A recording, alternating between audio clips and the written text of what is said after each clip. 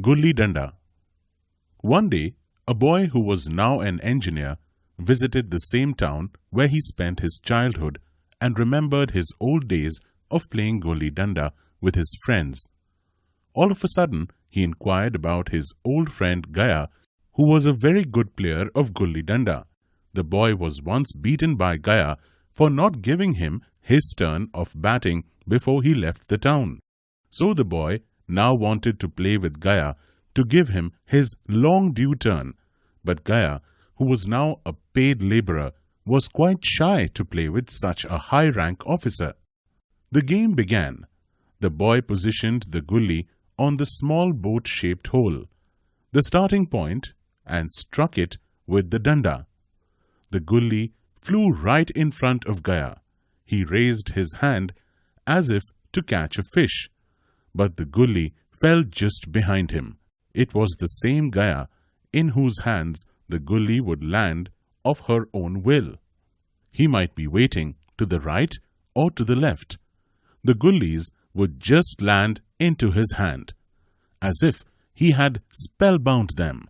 The new gulli, the old gulli, the big gulli, the small gulli, the sharply tapered gulli, all would land in his hand as if through some magnetic power. But today the gulli showed no love for him. Then the boy sent Gaya on a gulli chase. The boy broke all the rules, substituting cheating for his lack of practice. Gaya was watching all these violations, but he said nothing, as if he had forgotten all the rules. After he had fielded for half an hour, the gulli hit the danda. Gaya shouted in a victorious mood, "It has hit! It has hit! With a clatter! Did you see it hit? It didn't. It made a clattering noise, Sarkar. It might have hit a brick." To turn this truth into falsehood was like calling the day night. Both of them had seen the gulli hit the danda, yet Gaya accepted his version.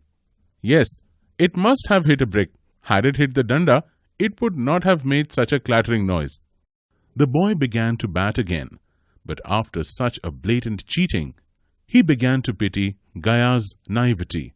So when the gulli hit the danda a third time, he agreed to field out of generosity. Then Gaya started batting, but he was terribly out of practice. He tried to strike the gulli twice, but failed each time. His turn was over in less than a minute.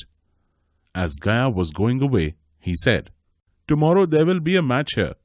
All the old players would come. Would you come? I'll call them when you are free." The boy agreed. The next day he saw Gaya playing and realized that Gaya still plays well. Then he concluded that the previous day he was just an object of Gaya's pity. Gaya had grown taller and he had grown smaller.